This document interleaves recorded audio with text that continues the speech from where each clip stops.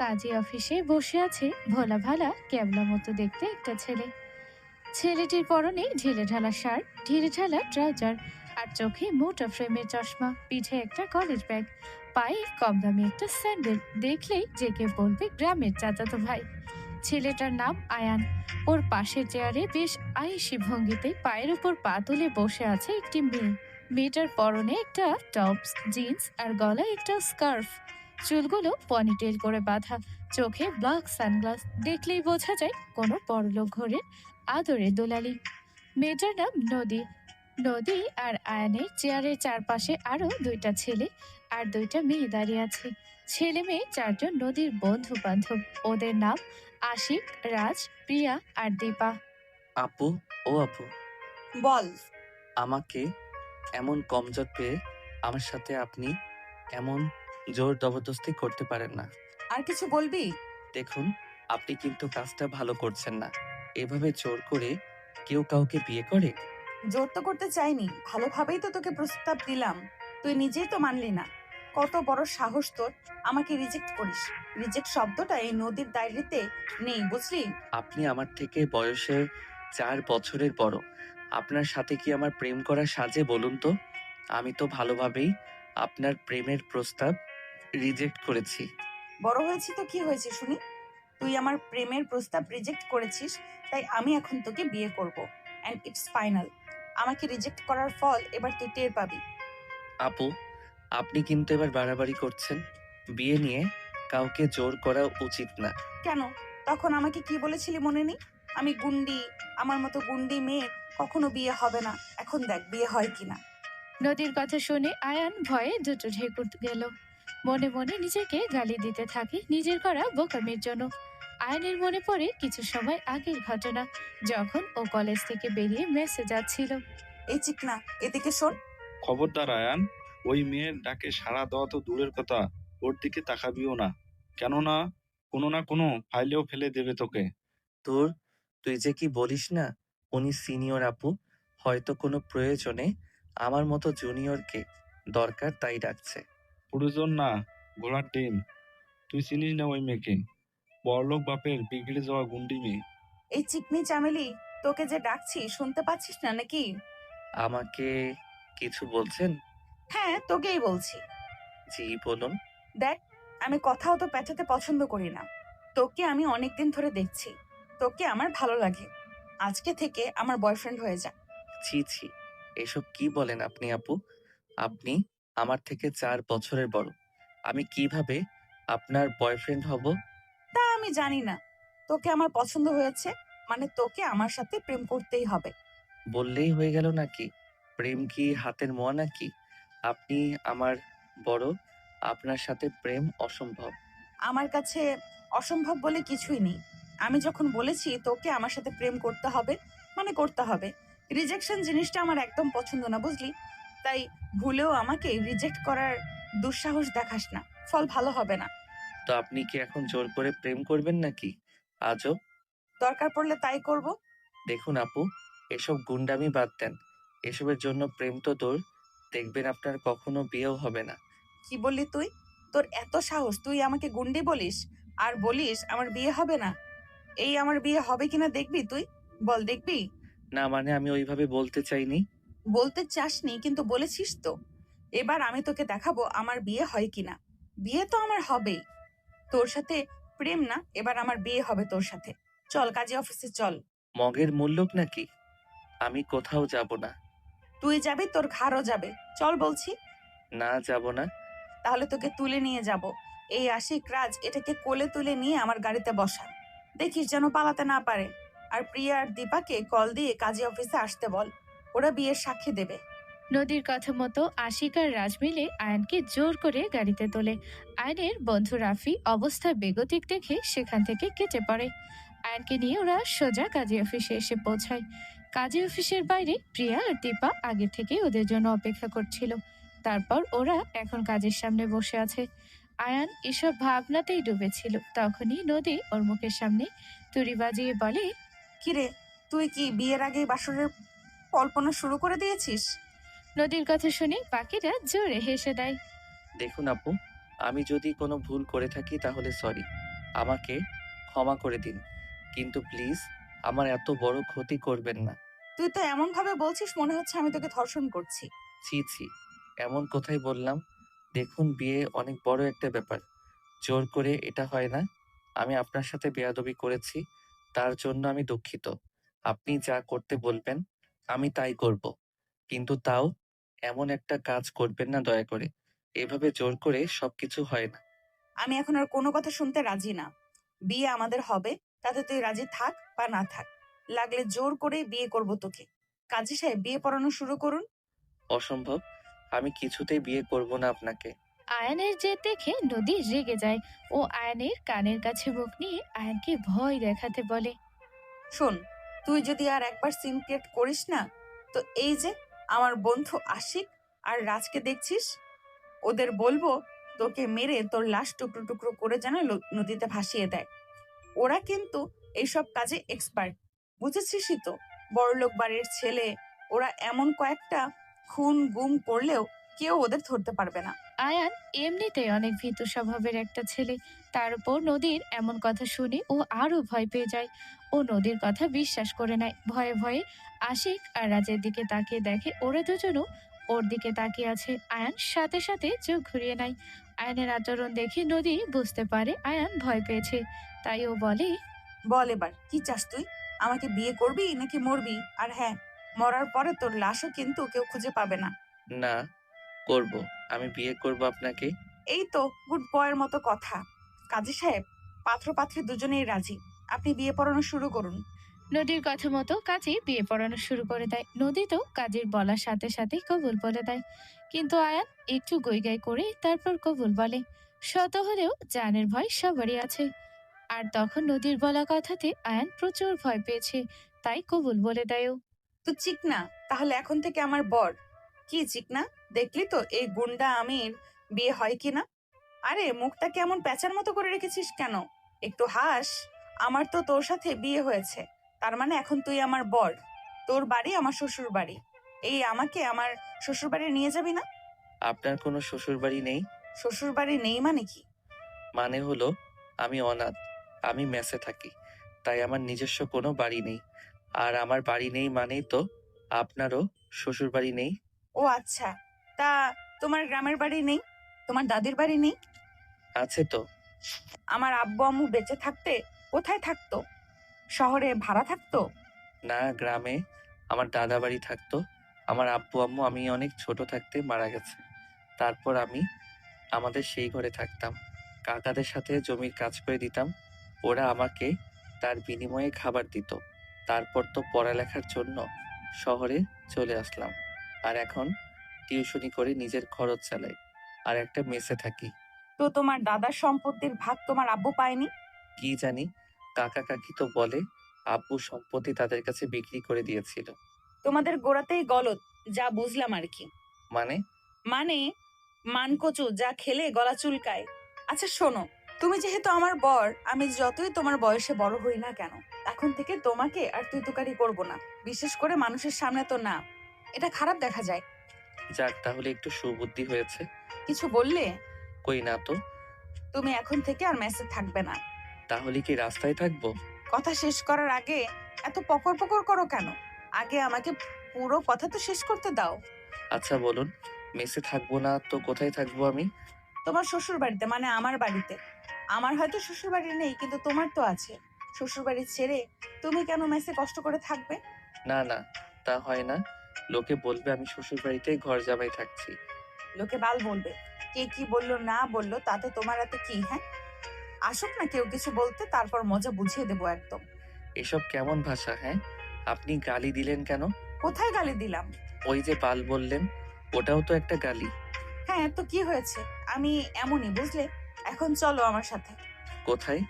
আমার বাড়ি আর তোমার শ্বশুর বাড়ি। আচ্ছা চলুন। কাজী অফিস থেকে বেরিয়ে নদী নিজের পার্সোনাল কারে ওঠে আয়ানকে নিয়ে। আশিক, রাজ, প্রিয়া আর দীপাকে বাই বলে ও কার স্টার্ট দিয়ে নিজের বাড়িতে যায়।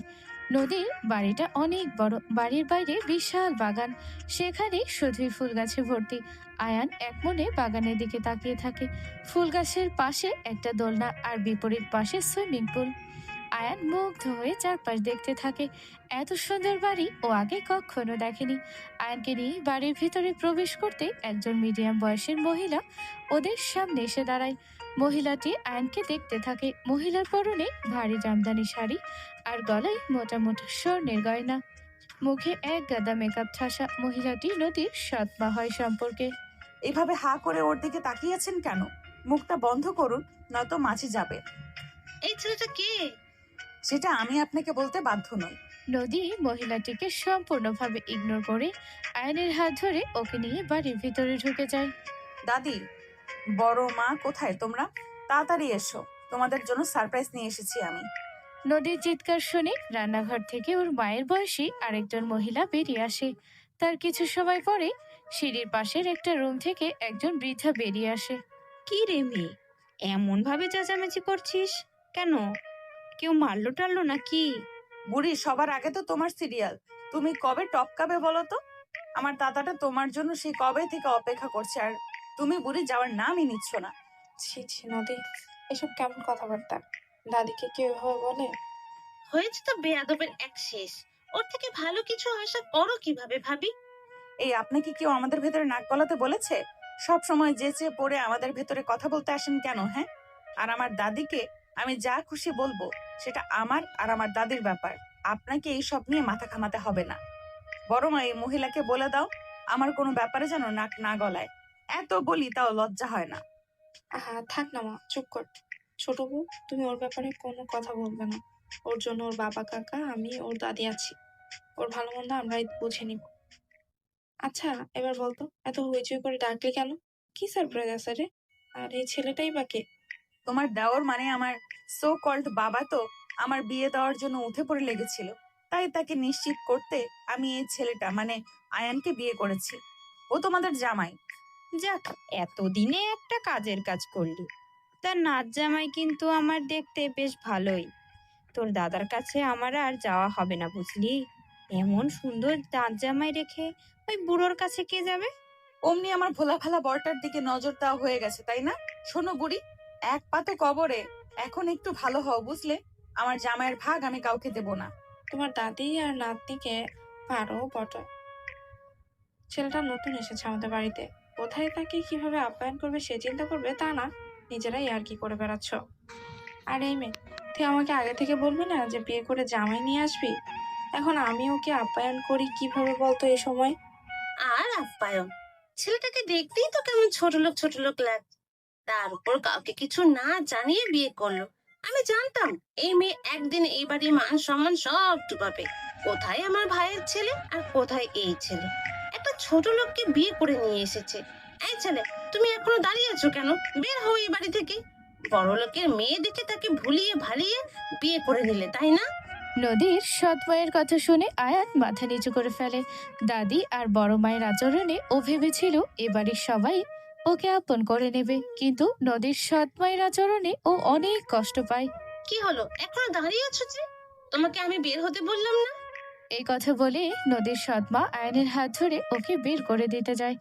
তখনই নদী এসে ওনার হাত থেকে আয়নের হাত ছাড়িয়ে নেয়। আয়নের সাথে এমন ব্যবহার করায় নদী প্রচুর রেগে যায়।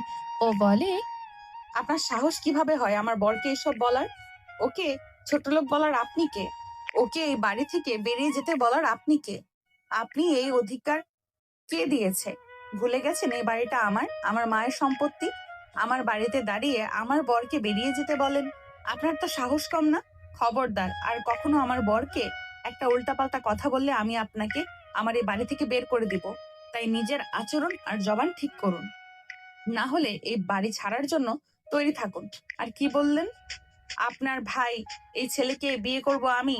ওর মতো একটা মেয়েবাজ রেপিস্ট নেশাখোরকে বিয়ে করব আমি? আপনি ভাবলেন কিভাবে? হ্যাঁ, ওকে তো আমি আমার জুতো পরিষ্কার করার জন্য রাখবো না। বিয়ে তো অনেক দূর, এরপর থেকে নিজের মুখটাকে একটু সামলে রাখবেন। আমার সামনে এমন কিছু বলেন না যাতে করে আমি বাধ্য হয়ে আপনাকে এই বাড়ি থেকে বের করে দিতে। শুধুমাত্র আমার সো কল্ড বাবার বিয়ে করা বউ আপনি, তাই আপনাকে সহ্য করছি।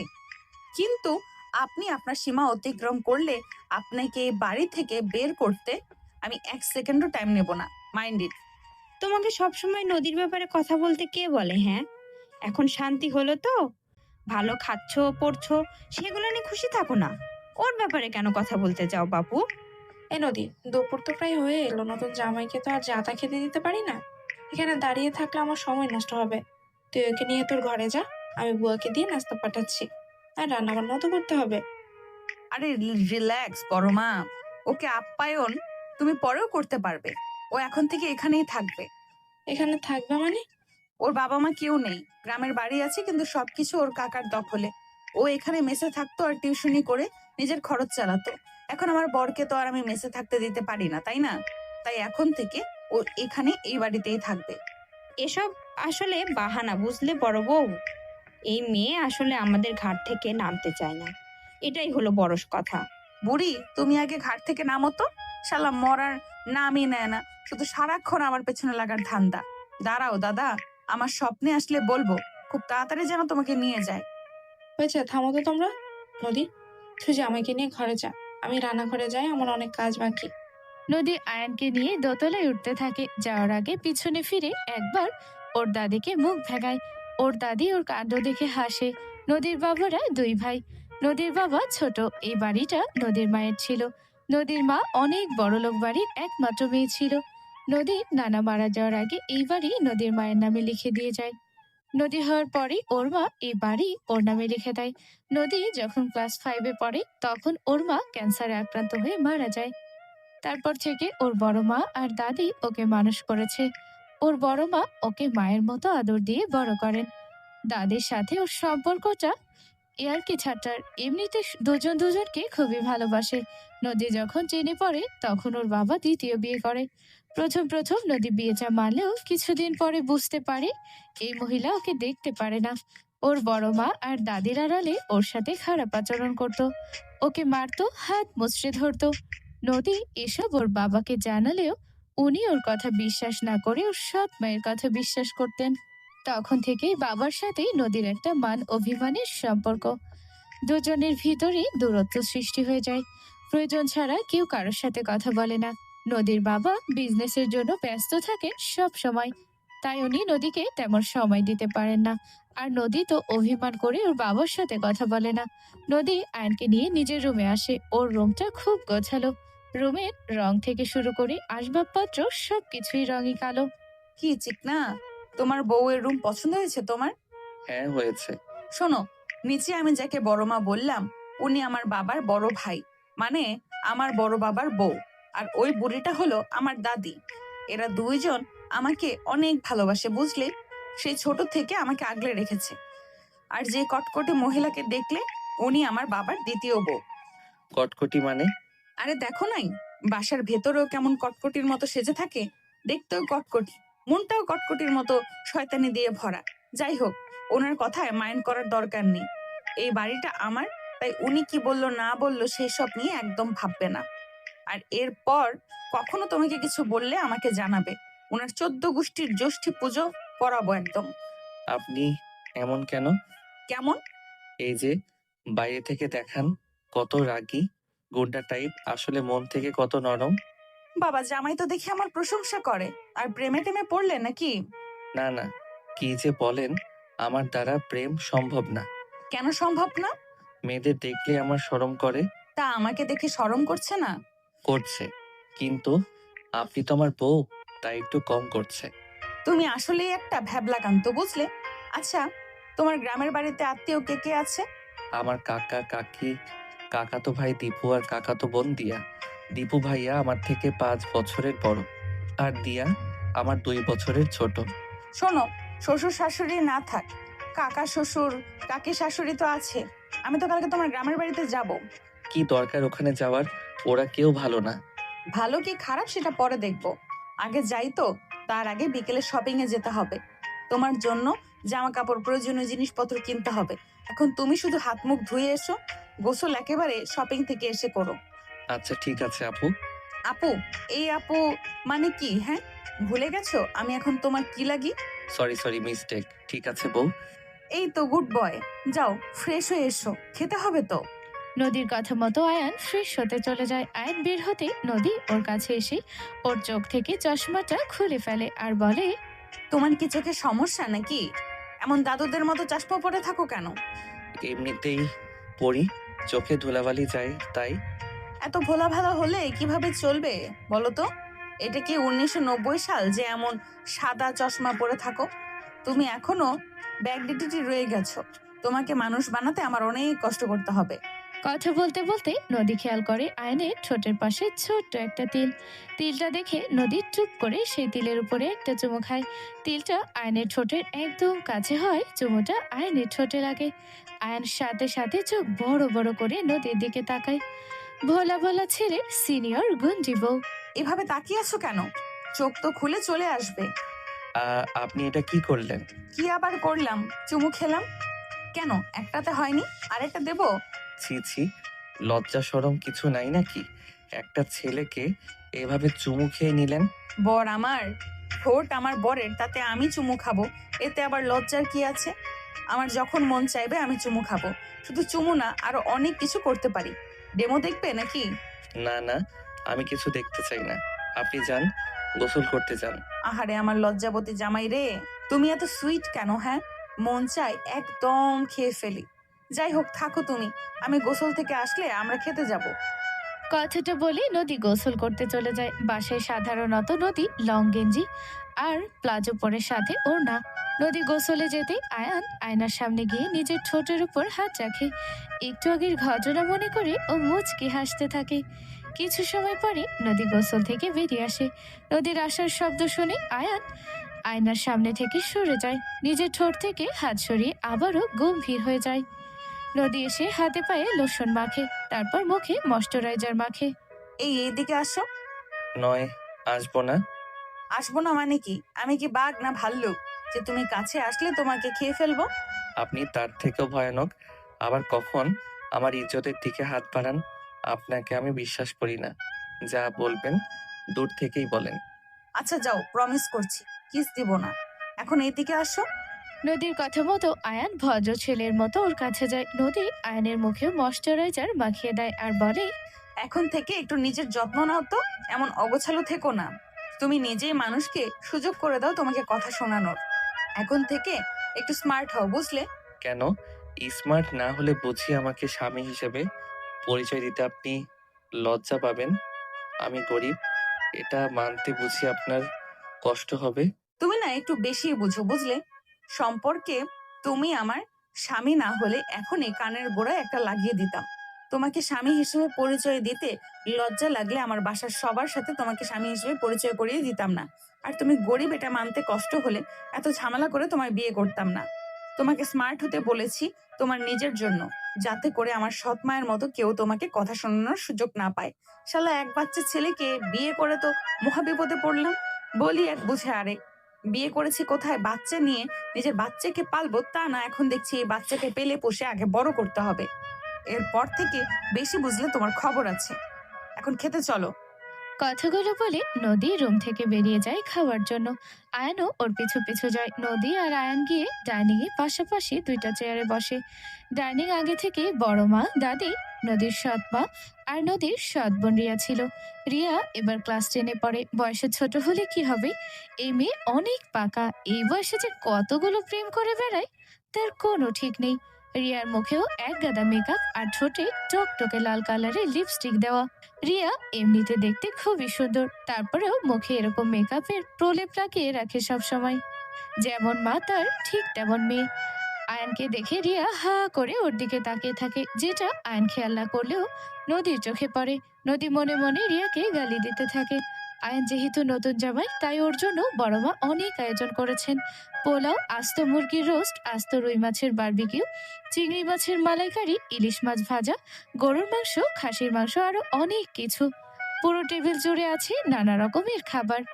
বড় মা আস্ত মুরগির রোস্ট আয়ানের সামনে দিতে যাবে, তখনই নদীর সৎমা রোস্টের প্লেটটা টেনে নিজের দিকে নিতে চায়, কিন্তু বড় মা সেটা আটকে দেয় আর বলে, তোমার সামনে ওই প্লেটেও তো রোস্ট রাখা আছে, সেখান থেকে নাও। এটা হাত দিচ্ছ কেন? আমি ওই আস্ত রোস্টটাই খাবো। আজ তো রোস্ট খেতে চাইলে পরে বুয়াকে দিয়ে রান্না করিয়ে তারপর খেও। এটা আয়ানের জন্য করা হয়েছে। ওর জন্য আবার আস্ত রোস্ট করার কি দরকার ছিল? এমনি রোস্টই কোনোদিন চোখে দেখেছি কিনা সন্দেহ আছে, তার আবার আস্ত মুরগির রোস্ট। সে তো আমার বাবার সাথে বিয়ে হওয়ার আগে আপনি নিজেও কোনোদিনও রোজ চোখে দেখেন নাই। নিজের অতীত ভুলে গেছেন নাকি? মনে করাবো আপনাকে আপনার অতীত। নদী, তুমি কিন্তু আমাকে অপমান করছো। ও বাবা, আপনার মান আছে নাকি যে আমি অপমান করব? মান থাকলে অন্তত বারবার বারণ করা সত্ত্বেও আমার বা আমার বরের বিষয়ে নাক গলাতে আসতেন না। দেখেছেন ভাবি, এই মেয়ে আমার সাথে কেমন বেয়াদবি করছে। বড় বউ কি দেখবে? শুরুটা তো তুমিই করেছো। সবকিছুতে তোমার এত বেশি বোঝা লাগে কেন? হ্যাঁ, ও এ বাড়ির জামাই, ওকে তুমি এভাবে বলো কোন সাহসে? তোমার কি কোনো কাণ্ডজ্ঞান নেই নাকি? আম্মা, আপনিও? আমি কি ভুল কিছু বলেছি? আপনিই বলুন তো। ওর মতো ছেলের জন্য এত এলাহি আয়োজন করার কি কোনো দরকার ছিল? একটু পোলাও আর মুরগির মাংস রান্না করলেই হয়ে যেত। না, হতো না। এই বাড়ির বড় জামা, তুমি হয়তো এ বাড়ির জামাই এত দেখোনি, কিছু মনে করো না। কিন্তু আমিও নদীর মতো বলতে বাধ্য হচ্ছি, তুমি যে পরিবার থেকে এসেছো তাতে তোমার কাছে এসব কিছু বেশি মনে হতে পারে।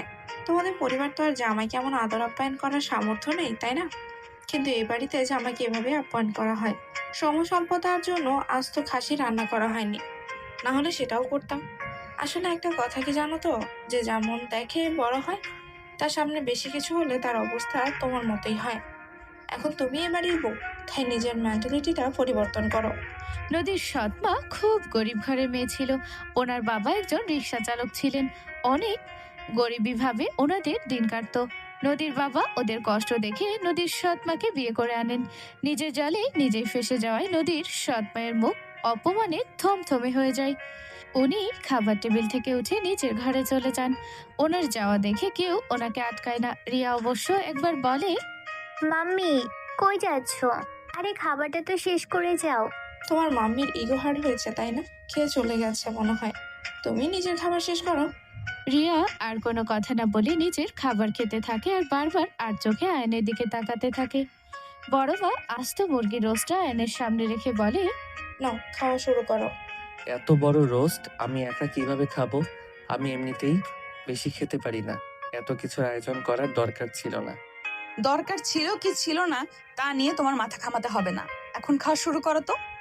আমি সত্যি এত বড় রোস্ট খেতে পারবো না। আরে দুলা ভাই, আপনি এত প্যারা নিচ্ছেন কেন? আপনি না পারলে আমি তো আছি। আপনি শুরু করুন, আমি পিছিয়ে পিছিয়ে আছি। মানে? মানে হলো, আপনি খাওয়া শুরু করুন। শেষ না করতে পারলে আমি বাকিটাই শেষ করব। কেন? তুমি কেন শেষ করবে? ওর যে একটা এত বড় জলজান্ত বউ আছে সেটা কি তোমার চোখে পড়ছে না নাকি? ওর এটো করা খাবার খেলে ওর বউ মানে আমি খাবো, তুমি কেন খেতে যাবে? আরে আপু, তুমিও না। আমি তো জাস্ট ফোন করছিলাম। শালি হয়ে দুলা ভাইয়ের সাথে এতটুকু মজা তো করাই যায়, তাই না? বাই দ্য ওয়ে, ভাইয়া, আপনি কিন্তু দেখতে অনেক কিউট। জি, ধন্যবাদ। রিয়ার গায়ে পড়ার স্বভাবের জন্য নদী আগে থেকে ওকে পছন্দ করতো না। এখন আয়নের প্রশংসা করায় আবার আয়নের ওকে ধন্যবাদ বলে নদী খুব রেগে যায়। ও রাগী চোখে আয়নের দিকে তাকায়। আয়ান ওর রাগের কারণ বুঝতে না পেরে বলদের মতো ওর দিকে তাকিয়ে থাকে। আয়ানকে এভাবে তাকিয়ে থাকতে দেখে নদী আরো বেশি রেগে যায়। ও টেবিলের নিচ থেকে নিজের পা দিয়ে আয়নের পায়ে অনেক জোরে লাথি মারে। আয়নও সাথে সাথে চিৎকার করে ওঠে। আরে আরে, কি হলো? এভাবে চিৎকার করে উঠলে কেন? আরে হবে হয়তো মশা টশা কিছু, কি তাই না আয়ান? মশা? হ্যাঁ হ্যাঁ, মশা। অনেক বড় মশা লাথি মেরেছে, মানে কামড় দিয়েছে। ও আচ্ছা, নাও, তুমি খাওয়া শুরু করো। জি। হ্যাঁ দুলা ভাই, খান খান, বেশি করে খান। আর আরো বেশি কিউট হন। সত্যি বলছি, আপুর আগে যদি আপনার সাথে আমার দেখা হতো তাহলে আমি আপনাকে বিয়ে করে নিতাম। আপনি পুরোই কিউটের জিব্বা একটা। রিয়ার কথা শুনে আয়ান সাথে সাথে নদীর দিকে তাকায়। আয়ান জানে নদী ওর ব্যাপারে অনেক সিরিয়াস। একটু আগে ওকে কিউট বলায় এতটা রেগে গেছিল, এখন আবার বিয়ে করার কথা বলল। এখন না জানি কতটা রেগে গেছে। এদিকে নদী সত্যি সত্যি প্রচুর পরিমাণে রেগে যায়। ও আর নিজের রাগ কন্ট্রোল করতে পারে না, তাই রেগে গিয়ে রিয়াকে বলে, এসব কি ধরনের বেয়াদবি কথাবার্তা রিয়া? ও তোমার বড় বোনের হাজবেন্ড, ওকে তুমি এসব কি বলছো? তুমি এতটাও ছোট বা অসুস্থ নও যে না বুঝে এমন কিছু বলেছো। আমি তো শুধু একটু মজাই করছিলাম। দুলা ভাইয়ের শালির সম্পর্ক তো মজারই, তাই না? তুমি যেটা করছো সেটাকে মজা নয়, অসভ্যতা বলে। তুমি যদি আমার মায়ের পেটের বোন হতে, তাহলে এতক্ষণে 2-3টা চর খেতে আমার হাতে। তোমার সব খোঁজ খবরই আমি রাখি, বুঝলে? এই বয়সেই এতগুলো করে প্রেম করো, ক্যারেক্টার তো একদম জাতা বানিয়ে ফেলেছো। নেক্সট টাইম থেকে তোমাকে যেন এমন অসভ্যতাগুলো না করতে দেখি। আজকে থেকে আয়ানকে তুমি দুলা ভাইয়ের চোখে না, নিজের মায়ের পেটের ভাইয়ের চোখে দেখবে। না হলে এর পরের বার এমন বেয়াদবি দেখলে সত্যি সত্যি তোমার গায়ে হাত উঠে যাবে আমার। বোঝা গেছে আমার কথা? জি আপু, বুঝেছি। গুন্ডা, নাও এখন খাওয়া কন্টিনিউ করো। নদী এবার রিয়ার দিক থেকে চোখ সরিয়ে আয়ানের দিকে তাকিয়ে বলে, ধমকের সুরে বলে, আর তুমি এমন হা করে তাকিয়ে কি দেখছো? মশার কামড়ের ডোজটা কি কম হয়ে গেছে? তাড়াতাড়ি খাওয়া শুরু করো। হ্যাঁ, করছি। নদীর ধমকে আয়ান খাওয়া শুরু করে, নদীও খাওয়া শুরু করে। বড় মা ওদের খাবার বেড়ে দিতে থাকে। রিয়া আর একটা কথাও না বলে তাড়াতাড়ি খেয়ে উঠে চলে যায়। নদী আর আয়ানও খাওয়া শেষ করে রুমে চলে যায়। রুমে গিয়ে নদী বিছানার একপাশে শুয়ে পড়ে, কিন্তু আয়ান দাঁড়িয়েই থাকে। আয়ানকে দাঁড়িয়ে থাকতে দেখে নদী বলে, কি হলো, এমন ক্যাঙ্গারুর মতো দাঁড়িয়ে আছো কেন? এসে শুয়ে পড়ো। কোথায় শোবো? আমাকে কি জলহস্তি মনে হয় তোমার, যে পুরো বিছানা দখল করে শোবো? এত বড় বিছানার এক পাশে শুয়েছি, অন্য পাশ তো খালি পড়ে আছে, সেখানে শুয়ে পড়ো। না থাক, আমি এখানেই ঠিক আছি। নাটক বাদ দিয়ে শুতে এসো। না থাক। এই সমস্যা কি তোমার? চুপচাপ এসে ঘুমাও, বিকেলে আবার শপিং এ যেতে হবে। আপনি ঘুমান, আমি এখানে দাঁড়িয়ে আছি। তোমাকে ঘুমাতে আসতে বললাম না? না, আসবো না। কেন আসবে না? আপনি একটা মেয়ে, আপনার সাথে এক বিছানায়। ছি ছি, আস্তাগফিরুল্লাহ। তার চেয়ে আপনি ঘুমান আর আমি এখানেই থাকি। উফ, ঢং দেখে আর বাঁচি না। নিজের বিয়ে করা বউয়ের সাথে এক বিছানায় ঘুমাতে ওনার লজ্জা লাগছে। থাপড়িয়ে কান লাল করে দেবো একদম। চুপচাপ শুতে এসো। নিজের বউয়ের পাশে শোবে, তাতে আবার ওনার আস্তাগফিরুল্লাহ বলতে হচ্ছে, বলদ কোথাকার। থাক না, আপনি ঘুমান না।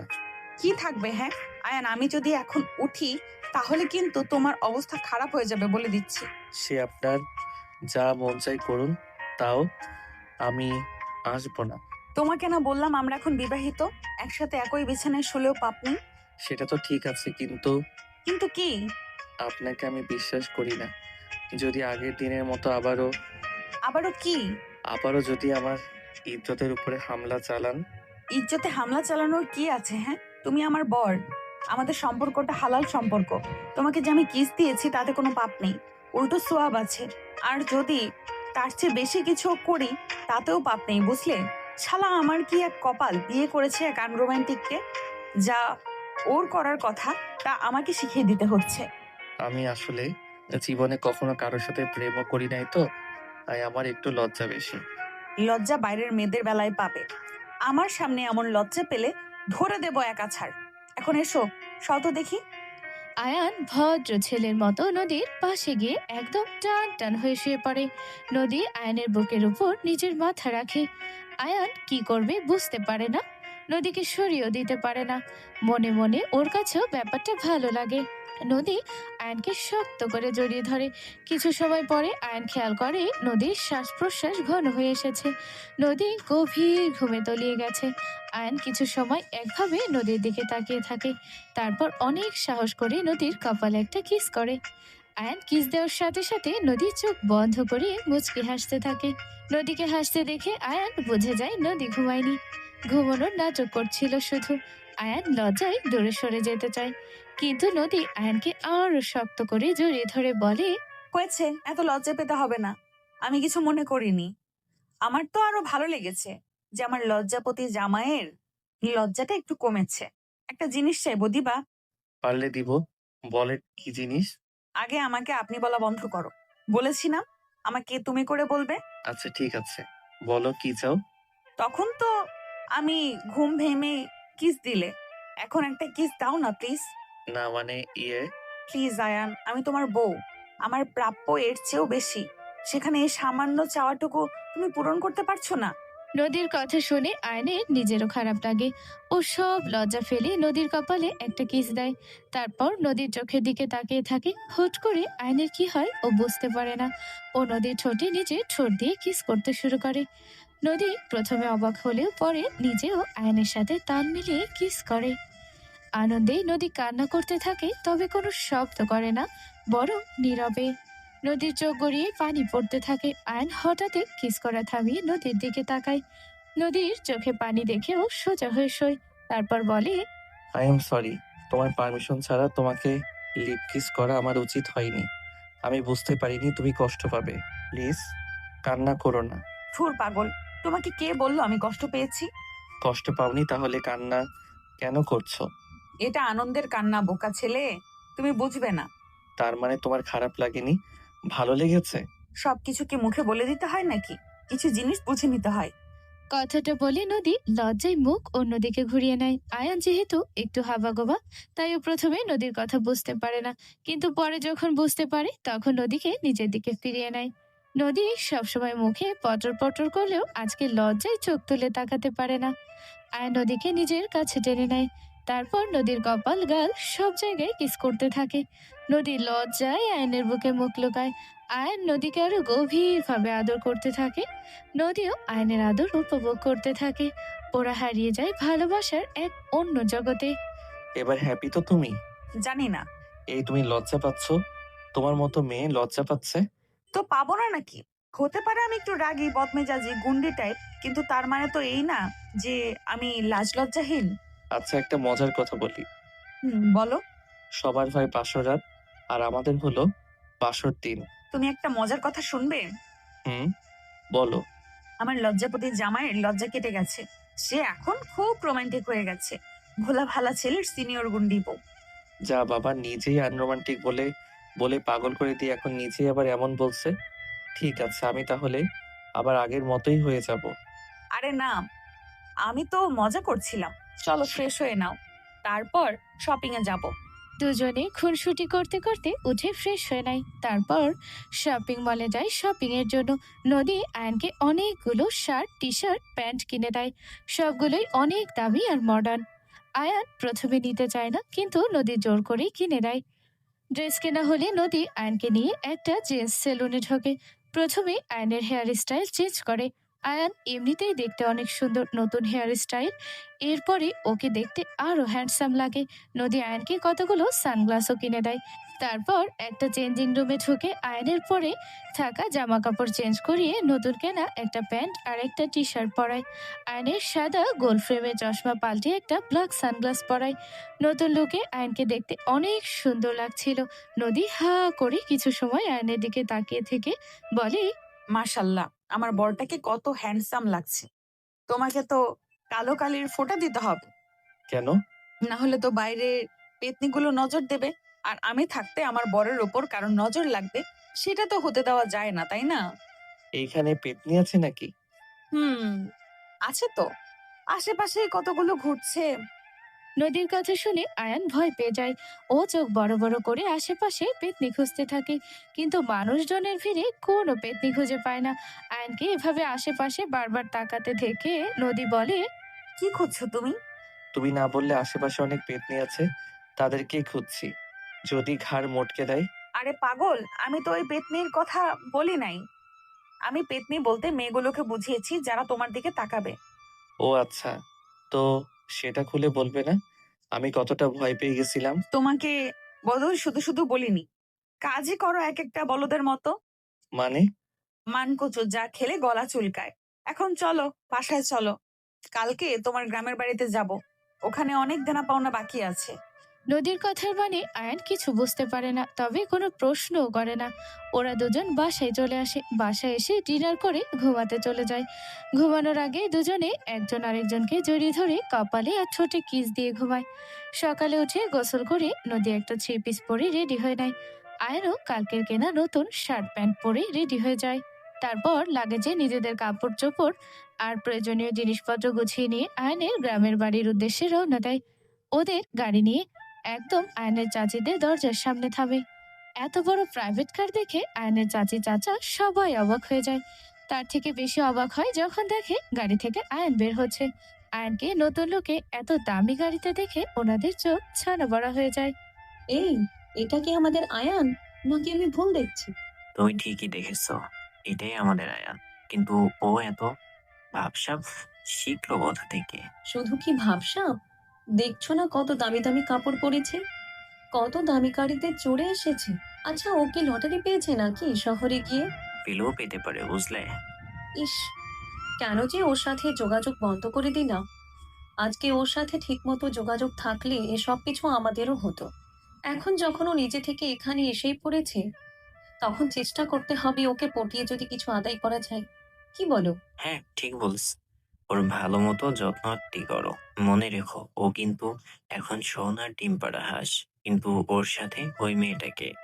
হবে হয়তো কোনো বান্ধবী, টাকা হলে তখন ছেলেদের কি বান্ধবীর অভাব হয় নাকি? আচ্ছা থাকো, গিয়ে ওর সাথে কথা বলি। তুমিও এসো। হ্যাঁ, চলো। আয়নকে এতদিন পর দেখে ওর চাচা চাচি প্রথমে খুশি হয় না, কিন্তু ওর এত দামি কাপড় গাড়ি দেখে ওনারা ভাবে সবকিছু আয়নের। ও হয়তো শহরে গিয়ে বড় লোক হয়ে গেছে। ওর লোভী চাচা চাচি লোভে পড়ে আয়নের কাছে যেতে থাকে। এতক্ষণ ওনারা দূরে দাঁড়িয়ে ফিসফিসিয়ে কথা বলছিল। নিজেদের স্বার্থ হাসিলের উদ্দেশ্যে ওনারা আয়নের সাথে ভাব জমাতে চায়। এদিকে ওনাদের এমন ফিসফিস করতে দেখে নদী বোঝা যায় ওনাদের উদ্দেশ্য। ওনারা যে ভালো মানুষ না সেটাও আরো আগে বুঝতে পারে। ও এখানে এসেছে ওনাদের সাহায্য করতে। কিছু সময়ের ভিতরে আয়নের চাচা চাচি একগাল হাসি হাসি মুখ নিয়ে আয়ান আর নদীর সামনে এসে দাঁড়ায়। আসসালামু আলাইকুম চাচা। আসসালামু আলাইকুম চাচি। কেমন আছেন আপনারা? ওয়ালাইকুম আসসালাম। এই তো বাবা, আমরা আলহামদুলিল্লাহ ভালো আছি। এখন আরো ভালো আছি। ঘরের ছেলে ঘরে ফেরত এসেছে। এর থেকে ভালো আর কি হতে পারে? হ্যাঁ রে আয়ান, তুই তো শহরে গিয়ে আমাদের একদম ভুলেই গেলি। চাচি যে তোকে ছোট থেকে এত আদর করে মায়ের মতো ভালোবেসে বড় করলাম, চাচির কথা কি তোর একটুও মনে পড়েনি এতদিনে? নিজের মা হলে পারতিস এভাবে ভুলে থাকতে। আমি তো তোকে পেটে ধরিনি, তাই হয়তো মনে পড়েনি। আমি তোর মা হলে ঠিকই খবর নিতি। না না চাচি, তেমন কিছু না, আসলে পড়ালেখার চাপে ছিলাম অনেক। হ্যাঁ হ্যাঁ, সব বুঝি। ইচ্ছা থাকলে উপায় হয়, বুঝলি? যাক, বাদ দে। তুই যে এতদিন পরে এসেছিস, এতেই আমি অনেক খুশি। আমার আরেক ছেলে আমার কাছে এসেছে, এতেই আমি অনেক খুশি। শুনছো, আমার ছেলে বাড়িতে এসেছে। যাও, বাজারে যাও তাড়াতাড়ি। ও যা যা খেতে পছন্দ করে সব নিয়ে আসো। আজকে সব রান্না করব আমি। হ্যাঁ, তুমি ওকে ভিতরে নিয়ে যাও, আমি বাজারে যাচ্ছি। আয়ান নিজের চাচা চাচির এত ভালো ব্যবহার দেখে খুবই অবাক হয়। ছোট থেকে একটু ভালোবাসা পাওয়ার জন্য কত কিছু করেছে আয়ান, কিন্তু চাচি ওকে সবসময় দূর দূর করে দূরে সরিয়ে দিয়েছে। সেই চাচি ওকে আজ নিজের ছেলে বলছে, আবার এত আদর করছে দেখে আয়ান অনেক খুশি হয়। ও মনে মনে ভাবতে থাকে ওর চাচা চাচি হয়তো ভালো হয়ে গেছে, ওনারা হয়তো ওকে সত্যি ভালোবাসে। ও সরল মনে ওর চাচা চাচির অভিনয়কে সত্যি মনে করতে থাকে। নদী আয়নের চাচা চাচির ব্যবহার দেখে বুঝে যায় ওনারা নাটক করছে। চাচি এবার আয়নকে নদীর দিকে ইশারা করে জিজ্ঞেস করে, হ্যাঁ রে আয়ান, এই মেয়েটা কে তোর সাথে? ও হ্যাঁ, তোমাদের সাথে তো পরিচয় করিয়ে দেওয়া হয়নি। ও নদী তোমাদের বৌমা, মানে আমার বউ। গতকালকে আমরা বিয়ে করেছি। ছেলে তো আমাদের বড় হয়ে গেছে দেখছি, একা একা বিয়ে করে বসে আছে। আমাদের একবার জানানোর প্রয়োজন অবধি মনে করলি না? এই তোর আমাদের প্রতি ভালোবাসা? রাগ করো না চাচি, বিয়েটা একদম হুট করে হয়েছে তো, তাই তোমাদের জানাতে পারিনি। আর আমার কাছে তো ফোন বা তোমাদের নাম্বার কোনোটাই নেই। এই জন্য দেখো, আজকে চলে এলাম ওকে নিয়ে তোমাদের বাসায়। নদী, তোমাকে বলেছিলাম না ওনার কথা? ইয়েস বেবি, আমার মনে আছে। হ্যালো চাচি আম্মা, আমি নদী, আয়ান বেবির wife. Nice to meet you. নদীকে এমনভাবে কথা বলতে শুনে আয়ান চমকে ওর দিকে তাকায়।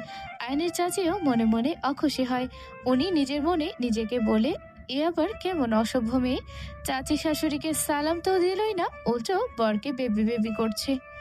চাচি মনে মনে নদীকে অসভ্য বেয়াদব বলেও বাহিরে তা প্রকাশ করেন না। উনি হাসি মুখে নদীকে বলেন, মাশাআল্লাহ, বৌমা দেখতে খুবই মিষ্টি। কেমন আছো মা? আসার পথে তোমাদের কোনো সমস্যা হয়নি তো? আই এম ফাইন, আসতে কোনো সমস্যা হয়নি। এসি কারে করে এসেছি তো। এই কারটা আয়ান 1 সপ্তাহ আগে 4 লাখ টাকা দিয়ে কিনেছে, নতুন কার, আরো এসি সহ। তাই আসতে কোনো সমস্যা হয়নি, বাট এখানে আসার পরে হচ্ছে। কি সমস্যা হচ্ছে মা? এখানে কত গরম আয়ান বেবি, আমরা এখানে কিভাবে থাকবো বলো তো? এত গরমে আমার স্কিন ড্যামেজ হয়ে যাবে তো। আর তুমিও তো এসি ছাড়া ঘুমাতে পারো না, এই গরমে শরীরে র্যাশ উঠবে তো। না না মা, ঘরে চলো, দেখবে ঘর কত ঠান্ডা। আর ফ্যান তো আছে, লাগলে হাত পাখা দিয়েও সাথে বাতাস খাবে, দেখবে আর গরম লাগবে না। কি? আমি হাত পাকা নাড়িয়ে বাতাস খাবো? Impossible baby. চলো আমরা ফিরে যাই, এখানে এত গরমে টেকা সম্ভব না। আরে না, এতদিন পরে ছেলেটা এলো, লাগলে আমি নিজেই তোমাকে বাতাস করব, গরম লাগবে না বেশি মা। ঠিক আছে, আপনি যখন এত করে বলছেন তখন আমি না হয় একটু কষ্ট করলাম। চলুন, আপনাদের ঘরে চলুন। নদীর ব্যবহারের এমন হুট করে পরিবর্তন দেখে আয়ান থম মেরে যায়, এ কথা হারিয়ে ফেলে। কোনো কিছুই ওর মাথায় ঢোকে না। ও আবার কবে গাড়ি কিনলো? আবার নাকি ও এসি ছাড়া ঘুমাতে পারে না। 2 দিন আগেও তো ও মেসে গরমের ভিতর ঘুমাতো। নদী এমন বানিয়ে বানিয়ে কথা কেন বলছে ও বুঝতে পারে না। ও চুপ করে শুধু সবটা শুনে যায় আর নদীর সাথে রুমে যায়। এটা কি হলো? কি হলো?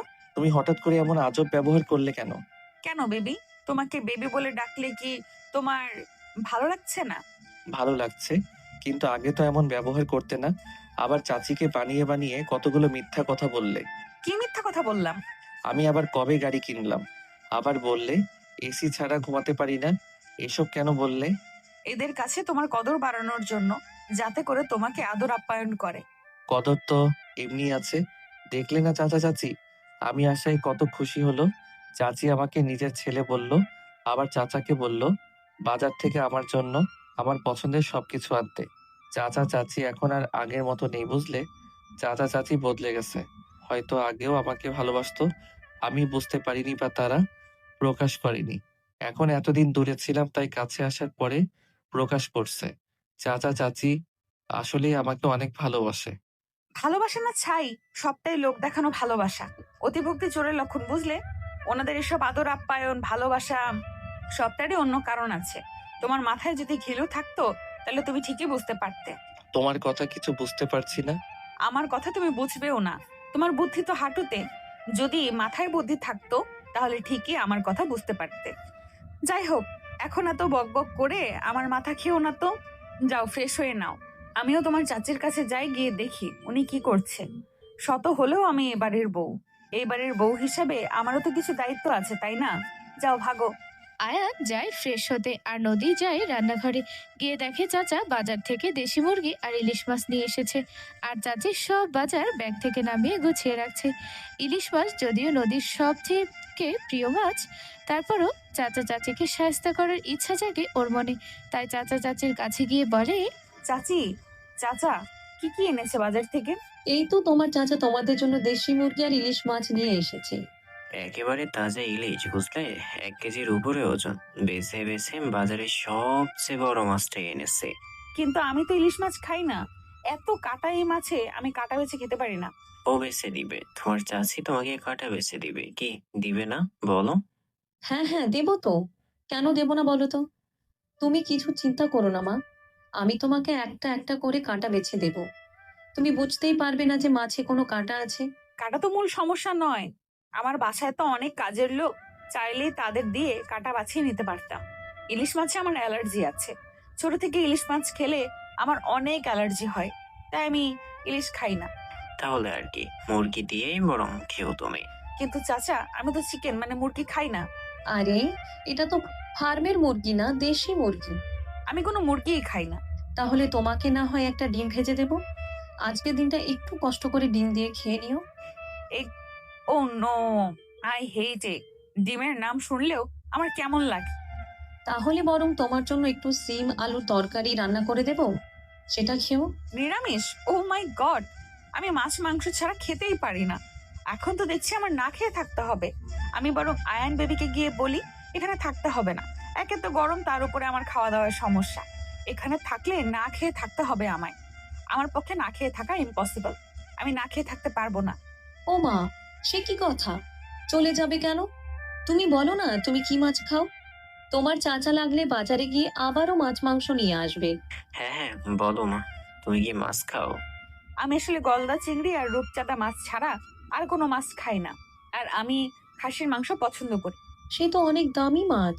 খাসির মাংসের কেজিও তো 1300 টাকার উপরে। হ্যাঁ, তা তো একটু দামি, মানে আপনাদের কাছে দামি মনে হবেই, কিন্তু আমি প্রতিদিন এইসব দিয়েই খাই। সমস্যা নেই। আপনাদের যদি আনতে প্রবলেম হয় তো ঠিক আছে, আমরা আজকে বিকেলেই চলে যাব। নদীর মুখে চলে যাওয়ার কথা শুনে চাচা চাচি ঘাবড়ে যায়।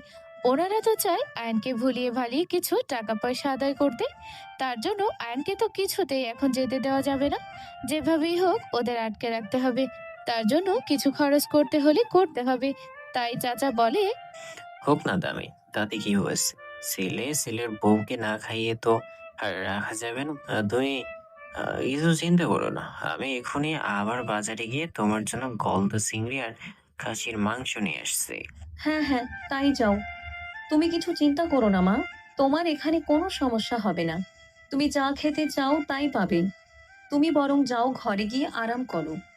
ঠিক আছে, কিন্তু চাচি, আমার না এই টাইমে কফি খাওয়ার অভ্যেস আছে।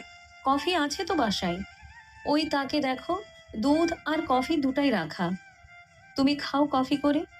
আমার মেয়ে দিয়া, ও খায় কফি। আমার ছেলে দীপুও চা খায় না।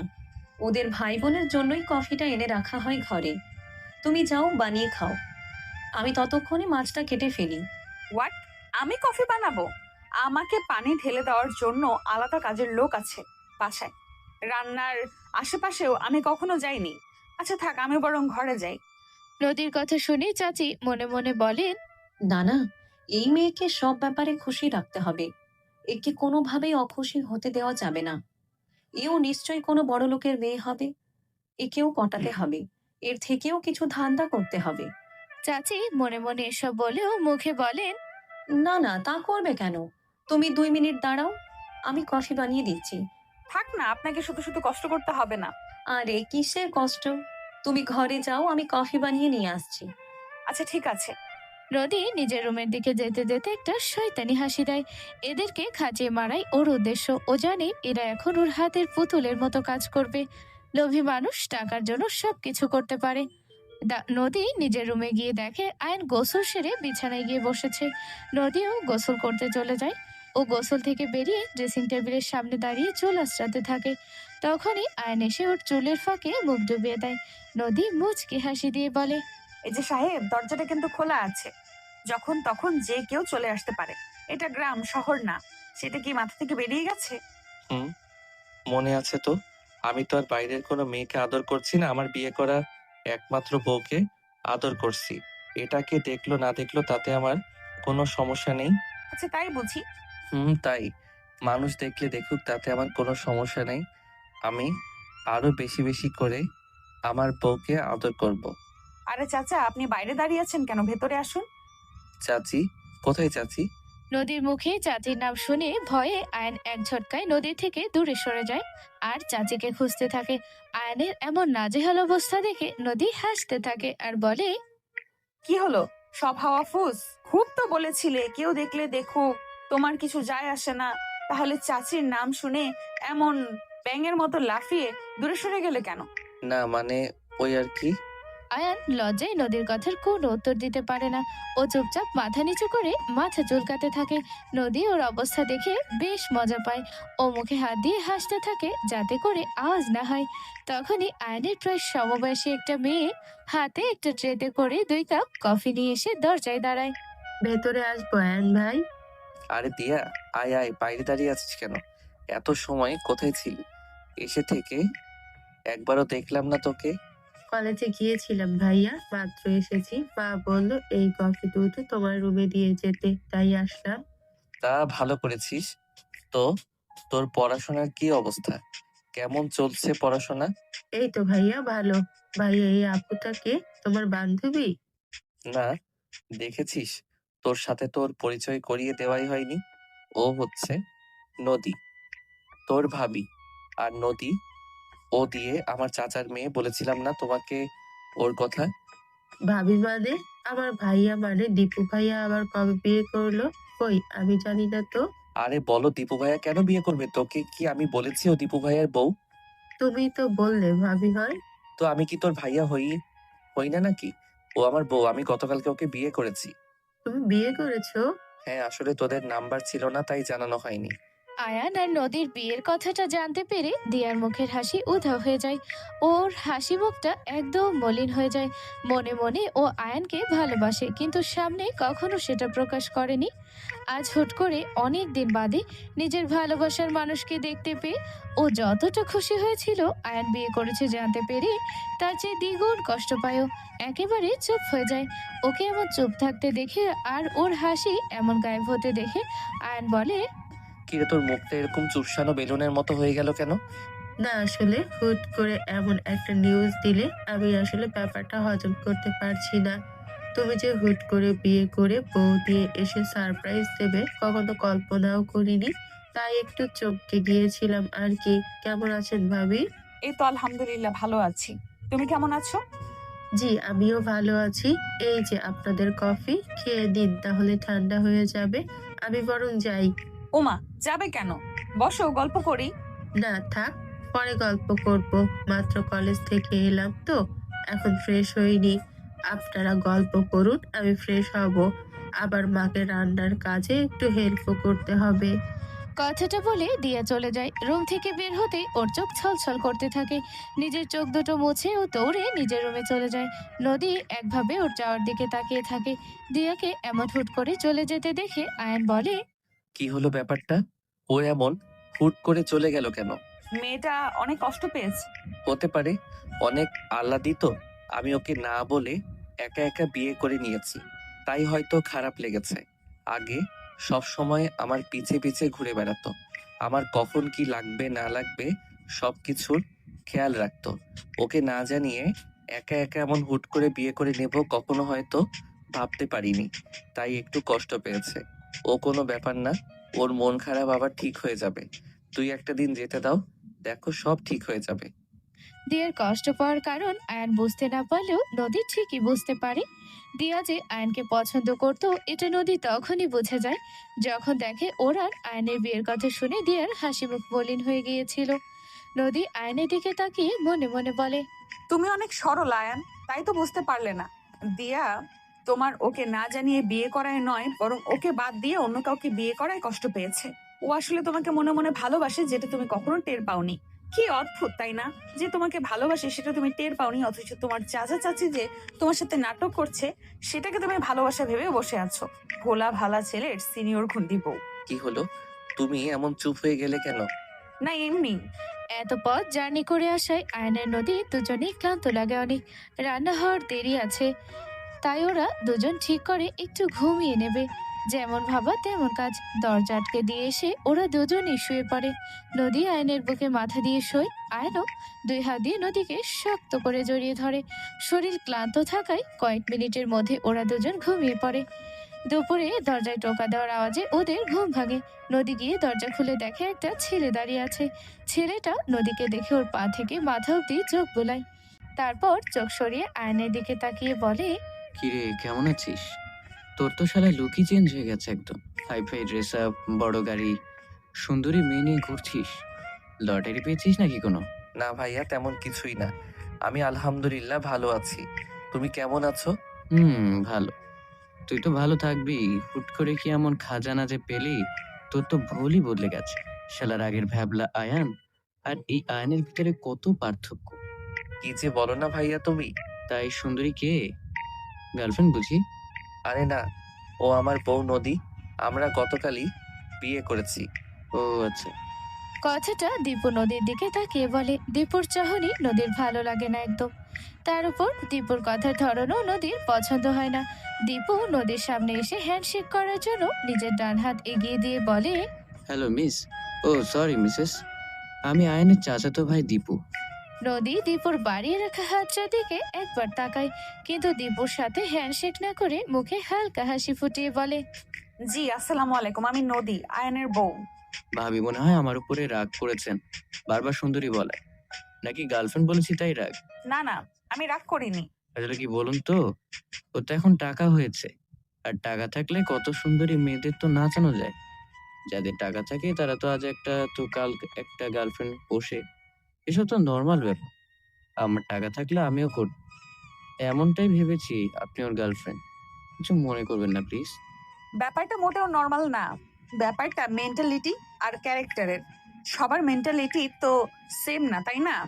যাদের ক্যারেক্টার ঠিক তারা টাকা হলেই নতুন নতুন গার্লফ্রেন্ড পোষে না। এই যেমন আয়ান, ওর মেন্টালিটি অমন টাইপ না, তাই তো নতুন কোনো গার্লফ্রেন্ড পোষে না। আমাকে বিয়ে করে হালাল সম্পর্কে জড়িয়েছে। যাই হোক, কথায় কথা বাড়ে। আয়ান, তোমার চাচির রান্না হয়তো শেষ, চলো খেতে চলো, আমার অনেক খিদা পেয়েছে। হ্যাঁ চলো, সেই কোন ভোরে খাওয়া হয়েছে, পেটের ভিতরে সবকিছুই হজম হয়ে গেছে। ভাইয়া, আমরা খেতে যাচ্ছি, তুমিও এসো। নদী আর আয়ান দীপুকে সেখানে রেখে চলে যায়। নদী যে ঠান্ডা মাথায় হাসি মুখে দীপুকে বাস দিয়ে গেছে সেটা দীপু খুব ভালো করে বুঝতে পারে। ওকে যে ইনডিরেক্টলি খারাপ মেন্টালিটির আর ক্যারেক্টারলেস বলে গেছে সেটাও ও খুব ভালো করে বুঝতে পারে। ও রাগে নদী আর আয়নের যাওয়ার দিকে তাকিয়ে থাকে আর বলে, ওড়ো ওড়ো, যত খুশি ওড়ে নাও। আমাকে ক্যারেক্টারলেস বললে আমার সাথে পাঙ্গা? খুব পাকনা বেড়েছে তাই না? যখন পাকনাটা একদম গোড়া থেকে কেটে দেবো তখন বুঝবে আমি কি আর কেমন। তোমার উপরে আমার নজর পড়ে গেছে, আর দীপুর নজর যার উপরে পড়ে তাই রেহাই পাওয়ার কোনো চান্স নেই। তোমাকে তো আমি আমার বিছানা অবধি টেনে আনবোই সুন্দরী, তখন দেখবো তোমার এত দেমাগ কই থাকে। কথাটা বলে দীপু একটা শয়তানি হাসি দেয়। মনে মনে ছক কষতে থাকে কিভাবে নদীকে নিজের বেড পার্টনার বানাবে। নদী আর আয়ান খেতে বসার পরে নদী ইলিশ মাছ না নিয়ে শুধু চিংড়ি দিয়ে খাচ্ছে দেখে আয়নের খটকা লাগে। পরে চাচি যখন বলে নদীর ইলিশে অ্যালার্জি আছে, তখন আয়ান বুঝতে পারে নদী কোনো কারণের জন্য ইলিশ খাচ্ছে না। আয়ান জানে নদীর ইলিশ মাছ কতটা পছন্দ, তাই নদীকে ইলিশ মাছ না খেতে দেখে আয়নের খারাপ লাগতে থাকে। ও ইচ্ছা করে নিজের পোশাকের উপর তরকারি ঝোল ছেলে দেয়। তারপর বলে, ধুর, ঝোলটা পড়ার আর টাই পেল না। একে তো সাদা শার্ট, এখনই এটা না ধুয়ে দিলে তো দাগ বসে যাবে। নদী, আমার আর তোমার খাবারের প্লেট দুটো নিয়ে ঘরে চলো। এটা ধুতেই অনেক সময় লাগবে, ততক্ষণ কি সবাই না খেয়ে বসে থাকবে নাকি? আমি আর তুমি বরং পরে খেয়ে নিব। চাচি, ইলিশ মাছটা অনেক মজা হয়েছে। আমার প্লেটে আরো 2 পিস মাছ দাও, আর মাংস আলাদা একটা বাটিতে তুলে দাও। নদী ঘরে নিয়ে যাবে। ঠিক আছে, তুই যা, আমি বাটিতে মাংস তুলে দিচ্ছি। বেশি করে খাবি, তোদের জন্যই তো এত আয়োজন। আয়ান হাত ধুয়ে চলে যায়। নদীও হাত ধুয়ে ওদের দুজনের প্লেট আর মাংসের বাটি নিয়ে রুমে চলে যায়। রুমে এসে দেখে আয়ান শার্ট বদলে আরেকটা শার্ট পরেছে। নদী বিছানার উপর সবকিছু রাখে। আয়ান এসে খাওয়া শুরু করে, নদীও খাওয়া শুরু করে। তখনই আয়ান এক লোকমা ভাত নদীর মুখের সামনে ধরে। খাচ্ছি তো আমি। তা তো দেখতেই পাচ্ছি, নিজের পছন্দের ইলিশ মাছ বাদ দিয়ে শুধু চিংড়ি দিয়ে খাচ্ছ। তোমাকে ইলিশ মাছ খাওয়াবো বলেই তো এত নাটক করে সব খাবার রুমে আনালাম। তার মানে তুমি ইচ্ছে করে নিজের পোশাকে তরকারি ঝোল ফেলেছো? হুম। এইসব ছেলে মানুষের কিন্তু কোনো মানে হয় না। মোটেও ছেলে মানুষই না। আমি ইলিশ মাছ খাবো, অথচ তোমার সবচেয়ে প্রিয় মাছ হওয়া সত্ত্বেও তুমি খাবে না, তা কি করে হতে দিতাম? শত হলেও আমার 10টা না 5টা না একটা মাত্র বউ তুমি। তোমার পছন্দ অপছন্দের খেয়াল রাখা তো আমার দায়িত্ব, তাই না? নাও, হা করো। তোমাকে নিজের হাতে খেতে হবে না, আমি খাইয়ে দিচ্ছি। নিজের প্রতি আয়নের এমন কেয়ার দেখে নদী ভীষণ খুশি হয়। ও চুপচাপ আয়নের হাতে খেতে থাকে। তারপর নিজেও আয়নকে খাইয়ে দেয়। ওদের দুজনের আর কিছু লাগবে কিনা সেটা জিজ্ঞেস করতে দিয়ে আসে, কিন্তু দরজায় দাঁড়িয়ে ওদের একে অপরকে খাইয়ে দিতে দেখে ও আর ভিতরে ঢোকে না। মনে মনে কষ্ট পেলেও নিজেকে বুঝিয়ে নেয়। দোয়া করতে থাকে আয়ন যেন নদীর সাথে অনেক সুখী হয়। ওরা যেন সব সময় এমন হাসি খুশি থাকে, আর ওদের ভালোবাসা যেন এমন অটুট থাকে। ও তো আয়নকে নিজের করে পেল না, কিন্তু আয়ন যেন নিজের ভালোবাসার মানুষের সাথে সব সময় খুশি থাকে, সেই দোয়া করে দিয়া। তারপর সেখান থেকে চলে যায়। আয়ান বা নদী কেউই দিয়াকে দেখতে পায় না। খাওয়া দাওয়া শেষ করে আয়ান আর নদী ঘুমানোর জন্য বিছানায় যায়। আয়ান নদীকে পিছন থেকে জড়িয়ে ধরে ওর ঘাড়ে কিস করতে থাকে। নদীর সারা শরীর দিয়ে এক অদ্ভুত শিহরণ বয়ে যায়। ও চোখ বন্ধ করে সবটা উপভোগ করতে থাকে। এরপরে আয়ান নদীকে নিজের দিকে ফিরিয়ে নদীর কপালে গালে ছোটে কিস করতে থাকে। নদীও আয়নের সাথে তাল মিলিয়ে কিস করতে থাকে। দুজনেরই নিঃশ্বাস ঘন হয়ে আসে। আয়ান নদীর ঠোঁট ছাড়তে নদী জোরে জোরে দম নিতে থাকে।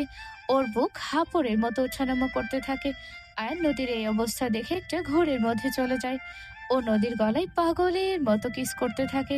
নদীও আয়নের আদরে পাগল হয়ে যেতে থাকে। আয়নকে থামানোর কোনো চেষ্টাই করে না ও। আয়ান নদীর গলা থেকে এবার আস্তে আস্তে আরো নিচে নামতে থাকে। আদরে আদরে নদীকে আরো উত্তেজিত করে তোলে। নিজের ভালোবাসায় নদীকে পাগল করে দিতে থাকে। দুজনেই ভালোবাসার খেলায় মেতে ওঠে। শরীরটা খুব ম্যাজ ম্যাজ করছিল, এখন শান্তি লাগছে। তুমি হ্যাপি তো? অনেক হ্যাপি।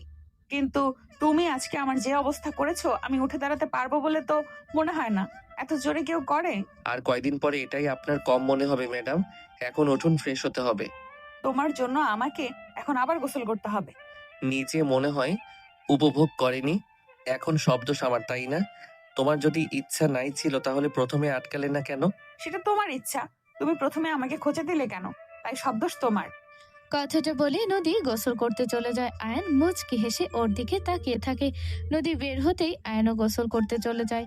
তারপর দুজনেই একটা ভাত ঘুম দিয়ে নেয়। বিকালে ঘুম থেকে উঠে আয়ান রেডি হতে থাকে। আয়ানকে রেডি হতে দেখে নদী বলে, এত রেডি শুডি হয়ে আপনি সাহেব কোথায় যাচ্ছেন শুনি? ও, তুমি উঠে গেছো? যাও, ফ্রেশ হয়ে রেডি হয়ে নাও। রেডি হব মানে? কোথাও যাওয়ার আছে নাকি? হ্যাঁ, দিয়া বললো আজকে নাকি মেলা আছে। এতদিন পরে গ্রামে আসলাম, তাই ভাবছি তোমাকে নিয়ে মেলায় ঘুরিয়ে নিয়ে আসি। রেডি হও তাড়াতাড়ি। শুধু আমরা দুজন যাব? না, সাথে চাচা চাচি দীপু ভাইয়া দিয়া ওরাও যাবে। ও আচ্ছা। বলছি শোনো না, আমার না শরীরটা খুব খারাপ লাগছে।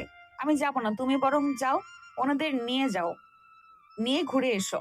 শরীর খারাপ লাগছে মানে? কি হয়েছে তোমার? চলো ডাক্তারের কাছে চলো। আরে ব্যস্ত হয়েও না তো, তেমন কিছু হয়নি। মাথাটা প্রচুর ধরেছে। এখন যদি মেলায় ওই চিল্লাপাল্লার ভেতরে যাই তাহলে আরো বেশি সমস্যা হবে। তার চেয়ে তোমরা বরং যাও, আমি একটু রেস্ট নিই, তাহলেই ভালো ফিল করব। থাক, ওরা সবাই যাক, আমি যাব না। তোমাকে একা ফেলে যাওয়াটা ঠিক হবে না। একে তো নতুন জায়গা, তার উপর তোমার শরীরটাও ভালো না। তোমাকে এই অসুস্থ অবস্থায় ফেলে আমি মেলায় যাব না। নদীর আসলে কোনো মাথা ব্যথা করছে না, ও পুরোটাই নাটক করেছে। ও শুধু চাইছে বাড়িটা যেন কিছু সময়ের জন্য একদম খালি হয়ে যায়। বাড়ি খালি না হলে ও কিছুতেই নিজের উদ্দেশ্য পূরণ করতে পারবে না। তাই ও আয়ানকে বলে, আরে দূর, তুমি কি শুরু করলে? হ্যাঁ, বললাম তো তেমন সিরিয়াস কিছু না, শুধু মাথা ব্যথা করছে। এখন একটু টাইম নিরিবিলি হয়ে শুয়ে রেস্ট নিলেই সব ঠিক হয়ে যাবে। তুমি কেন শুধু শুধু আমার জন্য মেলায় যাবে না বলো তো?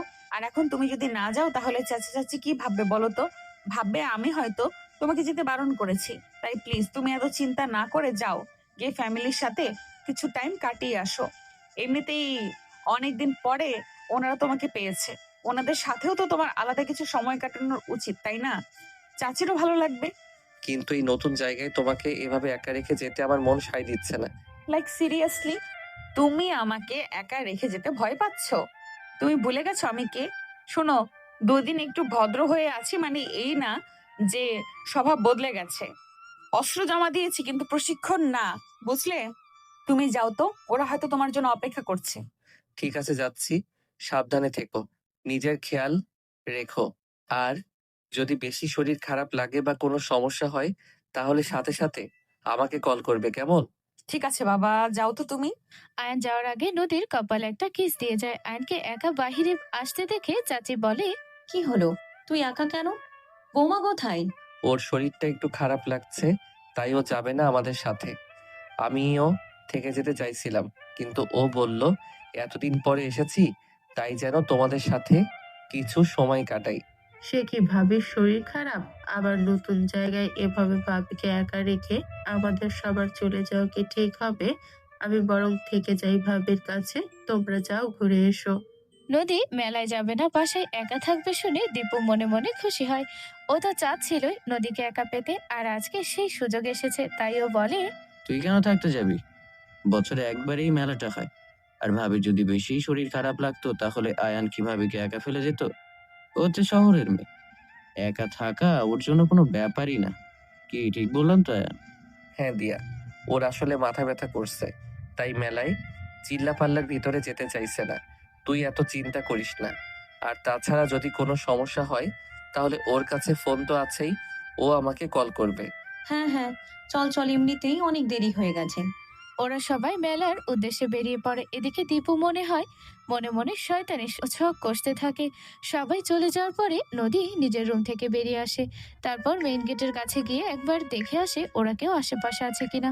ওরা সবাই চলে গেছে দেখে ও মেইন গেট দিয়ে ভেতরে থেকে আটকে দেয়। তারপর নিজের মনে বলে, যাক বাবা, ফাইনালি বাড়িটা খালি হয়েছে।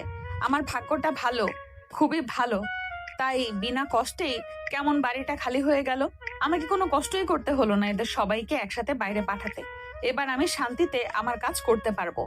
আমি যেটা খুঁজেছি সেটা পেয়ে যাব আশা করি। যাই, গিয়ে খোঁজা শুরু করি।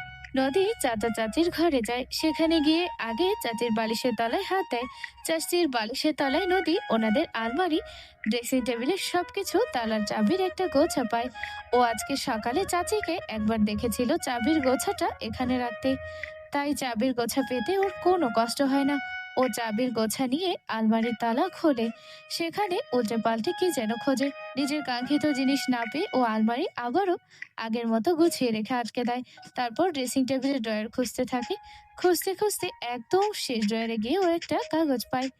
এটা ঠিক কাগজ না, একটা দলিল। এই দলিলটাই নদী খুঁজছিল। দলিলটা পেয়ে ওর মুখে হাসি ফুটে ওঠে। ফাইনালি আমি আমার কাজে সাকসেস হলাম। এই দলিলটাই তো খুঁজছিলাম আমি। এত সহজে সবকিছু হবে ভাবতেও পারিনি। এইবার হবে আসল খেলা। এই দলিলের জন্যই তো আমি এত দূর এসেছি। আমি আমার উদ্দেশ্যে সফল।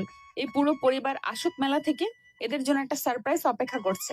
এমন সারপ্রাইজ যা এরা কোনোদিন কল্পনাও করতে পারেনি। এমন সারপ্রাইজ যা পাওয়ার পরে সবাই একদম শকড হয়ে যাবে। এখন এখান থেকে যেতে হবে। ওরা আবার কখন চলে আসে তারও ঠিক নেই। যেই ভাবা সেই কাজ। নদী ড্রেসিং টেবিলের ভিতরে সবকিছু আগের মতো করে গুছিয়ে রাখে। তারপর চাবির গোছাটা চাচির বালিশের তলায় রেখে চাচা চাচির ঘর থেকে বেরিয়ে আসে। নিজের রুমে গিয়ে আগে নিজের লাগেজের চেন খুলে তার ভিতরে দলিলটা রাখে। তারপর গিয়ে মেন দরজা খুলে দেয়। আশেপাশে তাকিয়ে দেখে আয়না কেউই এখনো আসেনি। নদী নিশ্চিত মনে রান্নাঘরে গিয়ে দুধ বেশি করে দিয়ে এক কাপ কফি বানায়। কফিটা নিয়ে নিজের রুমে এসে বিছানার উপর আয়েশ করে বসে। তারপর প্রফুল্ল মনে কফি খেতে থাকে। কফি খেয়ে উঠে আবারও রান্নাঘরে যায়। সেখানে গিয়ে নিজের জন্য একটু নুডলস রান্না করে রুমে নিয়ে এসে খেতে থাকে। আহা, এখন শুধু শান্তি করার পালা। এবারের লোকেরা যে কেন এখনো আসছে না, আমার তো আর তর সইছে না। কখন সবাই আসবে আর কখন এদের সারপ্রাইজ দিব। আচ্ছা, সারপ্রাইজটা পেয়ে এদের চেহারাটা ঠিক কেমন দেখতে হবে, এরা কেমন রিয়াকশন দিবে, ভাবলেই তো আমার কেমন যেন লাগছে। এমন হাজারো চিন্তা নদী করতে থাকে। এদিকে দীপু চেষ্টা করতে থাকে কোনোভাবে সবার থেকে আলাদা হয়ে যেন বাসায় আসতে পারে।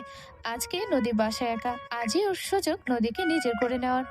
ও বিভিন্ন বাহানা খুঁজতে থাকে বাসায় আসার, কিন্তু কোনো কিছুতেই ও সফল হয়ে উঠতে পারে না। কি করব আমি এখন? কিভাবে এদের থেকে আলাদা হব? বাসে যাওয়ার কথা বলে যদি কেউ সন্দেহ করে তখন কি হবে? আয়ানটাও তো এখন আগের মতো হাবাগোবা নেই। আগের চেয়ে যথেষ্ট চালু হয়ে গেছে। বাসায় যাবো বললে যদি ও সবটা বুঝে যায় কি হবে তখন? না, অন্য কোনো উপায় খুঁজতে হবে। প্রথমে এদের থেকে আলাদা হতে হবে, যেভাবেই হোক এদের থেকে আলাদা হয়ে বাসায় যেতে হবে। মালটা আজকে বাসায় এক, আবার কবে এমন সুযোগ পাবো তারও কোনো ঠিক নেই।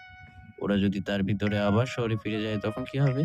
যেভাবেই হোক এই সুযোগটাকে কাজে লাগাতে হবে। মালটাকে আজকে বুঝিয়ে দেবো আমাকে ক্যারেক্টারলেস বলার শাস্তি ঠিক কি। এমন অবস্থা করবো না মানুষের সামনে মুখ দেখাতে পারবে। মানুষের সামনে তো দূর, আয়নায় নিজেকে দেখতেও ভয় পাবে।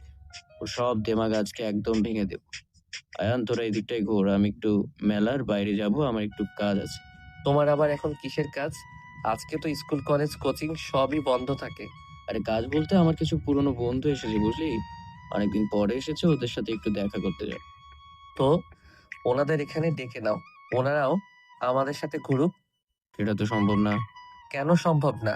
ওরা আসলে এসছে আরো কয়েকদিন আগে, আজকে আবার চলে যাবে। এটা একটু পরেই ওদের বাস, তাই দেখা করতে যাবো আর কি। আবার কবে দেখা হবে তারও কোনো গ্যারান্টি। আমি ওদের বাসে তুলে দিয়ে আবার আসছি।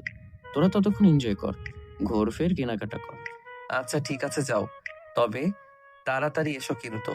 আয়নকে মিথ্যা বলে দীপু মেলা থেকে বেরিয়ে আসে। ও সোজা বাসায় চলে আসে। কোনো রকম নক করা ছাড়া নদী রুমে ঢুকে পড়ে। দীপুকে এমন হুট করে ঢুকতে দেখে নদী একটু অবাক হয়। তার থেকেও বেশি ওর রাগ লাগে। ও রাগী কণ্ঠে বলে, এটা কি ধরনের অসভ্যতা? হ্যাঁ, মিনিমাম কমন সেন্স কি আপনার ভেতরে নেই? জানেন না কারো রুমে ঢোকার আগে তার থেকে পারমিশন নিয়ে ঢুকতে হয়? আর একটা ছেলে হয়ে একটা মেয়ের রুমে ঢোকার আগে তো আরো বেশি করে পারমিশনের দরকার। কোনো রকম নক করা ছাড়া এইভাবে ঢুকে পড়লেন কেন? তুমি এমন উত্তেজিত হয়ে গেলে কেন বলো তো? আমি তো এখনো তোমাকে ছুলামই না। তার আগে এত উত্তেজিত হলে হবে? কিছুটা উত্তেজনা জমিয়ে রাখো, সেটা না হয় বেডে দেখাবে। What rubbish! এসব কি বলছেন আপনি? হ্যাঁ, যা বলছেন ভেবে বলছেন তো, নাকি মাথা গেছে? আমি যা বলছি ভেবেচিন্তে ঠান্ডা মাথায় বলছি। তোমাকে আজকে আমার চাই, আমার বেড পার্টনার হিসেবে চাই, অ্যাট এনি কস্ট। দেখুন, আপনি কিন্তু অসভ্যতার সমস্ত লিমিট ক্রস করে যাচ্ছেন। আপনি বের হন, এক্ষুনি আমার ঘর থেকে বেরিয়ে যান। বেরিয়ে যাবো বলছো? ঠিক আছে, যাচ্ছি। কথাটা বলে দীপু দরজার দিকে যেতে থাকে। নদী ভাবে দীপু হয়তো চলে যাচ্ছে, কিন্তু প্রমাণ করে দীপু দরজা দিয়ে বের না হয়ে উল্টো দরজার ভিতর থেকে লাগিয়ে দেয়। দীপুকে দরজা আটকে দিতে দেখে নদী আরো রেগে যায়। দীপু দরজা আটকে দিয়ে মুখে শয়তানি হাসি ফুটিয়ে নদীর দিকে এগোতে থাকে, কিন্তু হঠাৎ করে নদীকে বিছানার পাশ থেকে একটা জিনিস বের করতে দেখে দীপু ঘাবড়ে যায়। এবারে নদী নিজে সেই জিনিসটা হাতে নিয়ে শয়তানি হাসি দিতে দিতে দীপুর দিকে এগোতে থাকে। দীপু কিছুটা ভয় পেয়ে যায়। বেশি ভয় পায় নদীর হাসি দেখে। ও কাঁপা কাঁপা হাতে দরজা খুলে উঠোনে চলে আসে। এদিকে দীপুর আসতে দেরি হয়, অ্যান্ডরা সবাই বাসায় আসার জন্য রওনা দেয়। কিছু মিনিটের ভেতরেই ওরা সবাই বাসায় চলে আসে। বাসায় ঢুকে উঠোনের দিকে চোখ পড়তে ওরা সবাই অবাক হয়ে যায়। উঠোনে একটা চেয়ারে একটা এসএস এর পাইপ হাতে নিয়ে নদী বসে আছে। তার সামনে ওর পা ধরে দীপু বসে আছে। দীপুর শার্টের উপর থেকে ছোপ ছোপ রক্তের দাগ স্পষ্ট বোঝা যাচ্ছে।